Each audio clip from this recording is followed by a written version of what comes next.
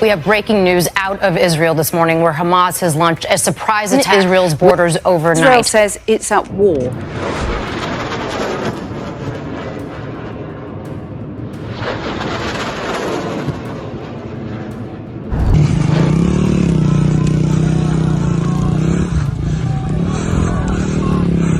Breaking news coming from the state of Israel. 29 दिनों की जंग के बाद इजराइल ने लहराया हमास की संसद पर इजरायली झंडा। चलिए अब हम आपको कुछ वक्त पीछे ले चलते हैं।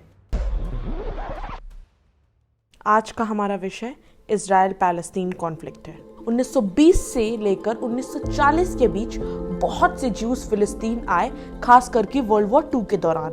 ज्यूइश और फिलिस्तीनी लोगों के बीच धीरे धीरे ब्रिटिश रूल के खिलाफ हिंसा बढ़ने लगी। 1947 में यूनाइटेड नेशंस ने पैलेस्तीन को अलग अलग ज्यूइश और फिलिस्तीनी स्टेट्स में स्प्लिट करने का डिसाइड किया, जिसमें जेरूसलम को इंटरनेशनल सिटी बना दिया गया। अब इजराइल तो खुशी खुशी मान जाता है, लेकिन अरब ने इसे मानने से साफ मना कर दिया। 1948 में ब्रिटिशर्स असमर्थ रहते हैं इस कॉन्फ्लिक्ट को रिजॉल्व करने में, तो वो पीछे हट जाते हैं और 14 मई 1948 को इजराइल अपनी इंडिपेंडेंस अनाउंस कर देता है। इजराइल के इंडिपेंडेंस के ठीक एक दिन बाद 5 अरब countries Egypt, Syria, Iraq, Lebanon and Jordan ने इजराइल पर हमला किया। देखा जाए तो इजराइल को हार जाना चाहिए था, लेकिन ये वॉर 1 साल तक चलती है और इजराइल अरब कंट्रीज को हरा देता है। जीतने के बाद इजराइल सारे एरिया को कंट्रोल कर लेता है, जेरूसलम पर भी।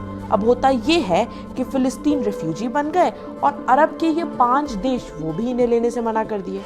इस तरह से पैलेस्टाइन देश खत्म हो गया। तो करीब 7 लाख पैलेस्तीनी रिफ्यूजी बन गए और इस दिन को नकबा डे कहा गया।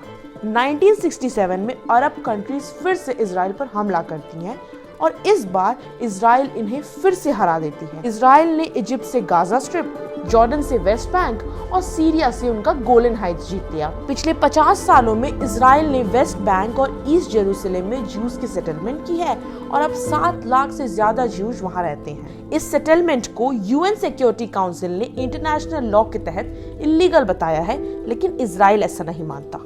आइए अब बात करते हैं हमास के बारे में। हमास का मतलब है इस्लामिक रेजिस्टेंस मूवमेंट और इसको बनाया था शेख अहमद यासिन ने। लेट 1970s में पैलेस्तीनी लोग पॉलिटिकल ऑर्गेनाइजेशन से फ्रस्ट्रेटेड थे, खास करके पीएलओ से, जो कि वहां की मेन पॉलिटिकल फोर्स थी, क्योंकि उन्होंने नेगोशिएशंस में इजराइल को 2 चीजें दी थी।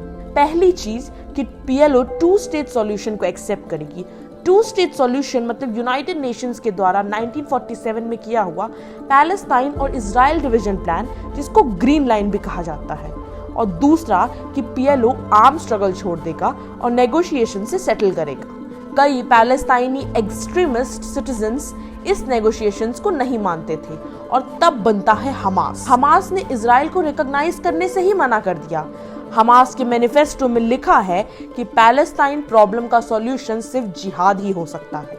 हमास चाहता था कि पैलेस्टाइन एक इस्लामिक देश बने जहां क्रिश्चियन, ज्यूज और मुस्लिम्स रहें।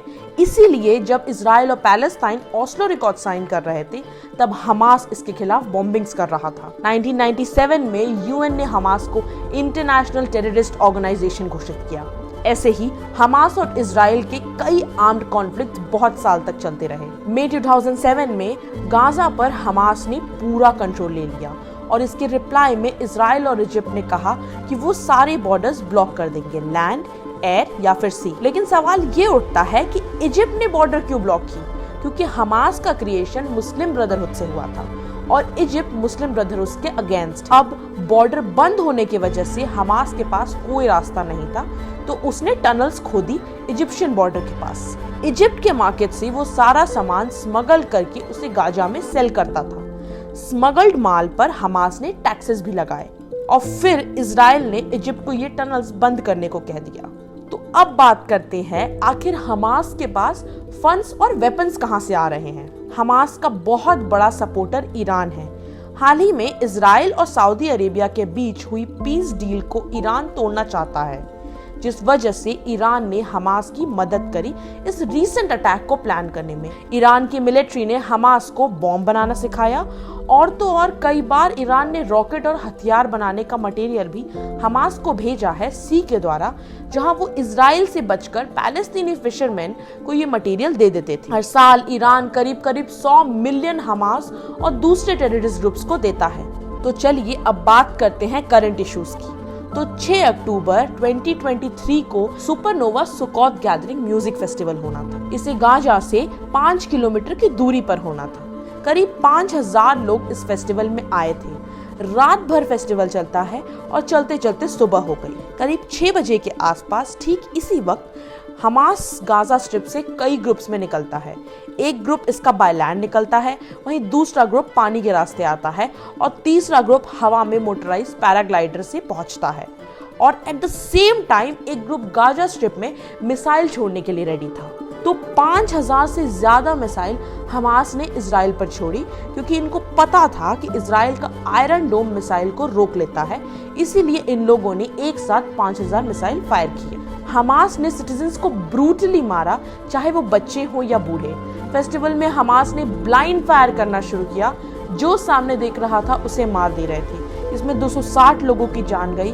130 लोगों को ये लोग किडनैप करके वापस गाजा ले गए, क्योंकि इन्हें एक्सचेंज में अपने साथियों को जेल से छुड़ाना था। करीब 8:34 पर इजराइल हमास के अगेंस्ट काउंटर अटैक करना शुरू करता है। करीब 1200 मिसाइल इजराइल ने गाजा पर फेंके। 9 अक्टूबर को इजराइल ने गाजा को पूरा ब्लॉक कर दिया। फूड, वाटर, इलेक्ट्रिसिटी सप्लाई भी बंद कर दी। 1000 से ज्यादा पैलेस्तीनी मारे जाते हैं और 5000 तक सिविलियंस घायल हैं, जिसके बाद यूएस ने इजिप्ट से बात करके पैलेस्तीनियों के लिए रास्ता खोलने की बात की और 2000 पैलेस्तीन गाजा छोड़कर बाहर निकल चुके हैं। अब तक 11000 के लगभग पैलेस्तीनी मारे जा चुके हैं, जिसमें से 4500 बच्चे थे। इजराइल के डिफेंस मिनिस्टर योव गैलेंट ने जर्नलिस्ट को बताया कि इजराइल की मिलिट्री लोकलाइज मेजर्स ले रही है गाजा पट्टी में, जिससे कि पैलेस्तीनी लोगों को इजराइल और हमास की फाइटिंग से दूर रखा जाए। वहीं रशिया का एक स्टेटमेंट आया है कि ऐसा क्या कोइंसिडेंस है कि यूएस ने यूक्रेन की आर्म्ड सप्लाई अभी 1 महीने पहले बंद की है। और रशिया का कहना यह भी है कि यूएस को हमास के अटैक के बारे में पहले से पता था, इसीलिए उसने 1 मंथ पहले यूक्रेन की सप्लाई बंद की और अब इजराइल में वही आर्म सप्लाई करेगा। ये हमास का अटैक करना इतना सिंपल नहीं है। थ्योरीज तो बहुत आ रही हैं, बट इसमें बहुत सारे इंटरेस्ट फंसे हुए हैं और बहुत बड़ी बड़ी पावर गेम्स चल रही हैं। बहुत आसान होता है हमारा किसी का साइड ले लेना, लेकिन इन दोनों साइड की वॉर में ह्यूमैनिटी का लॉस हो रहा है। और याद रखिएगा, वॉर से कभी किसी का भला नहीं हुआ है। शुक्रिया आखिरी तक साथ बने रहने के लिए।